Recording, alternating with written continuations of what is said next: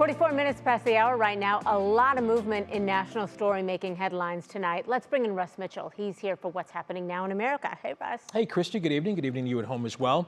New tonight, after the protests of the past few weeks, Columbia University will not have a university-wide commencement for this year's graduating class. Instead, officials say there'll be a smaller scale school-based celebration. Security concerns led to that decision following weeks of pro-Palestinian protests. Some students are criticizing the way the university announced its decision. That was something that was used by administration to leverage against the students that were protesting, and a lot of communication from the university. They were saying, think of our seniors, like they started college virtually, they didn't have a high school graduation, like we want to make sure we can celebrate them. And so that was something that was, heavy on the minds of our community. And then to use that as a bargaining chip and then not even provide that for the seniors is really horrible. Nationwide, the protests have brought more than 2,400 arrests.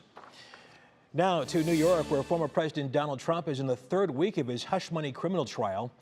Before today's session began, Judge Juan Merchan held Trump in contempt and threatened jail time, fining him an additional $1,000 for violating his gag order for the 10th time. Here's Trump right after that decision was announced. The judge is totally conflicted, and you ought to take a look at it. And I'm not supposed to be talking about it, but I am allowed to say that the judge has a conflict that like nobody's ever had before. You ought to take a look at it. He's taken away my constitutional right to speak. One of the people who testified today was prosecution witness Deborah Tassaroff, who worked in the Trump administration, Trump organization, I should say, accounting department. More tonight on NBC Nightly News with Lester Holt at 6:30. And God has showed.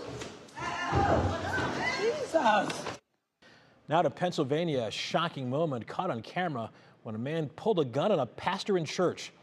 This happened yesterday afternoon in the Pittsburgh suburb of North Braddock. Police say Bernard Polite walked toward the pastor, pointed a loaded gun at him, but this did not fire. Churchgoers wrestled him to the ground and held him there until police arrived. Officials say they later found a dead body inside Polite's home. He is now facing murder charges. That is all from this desk for now.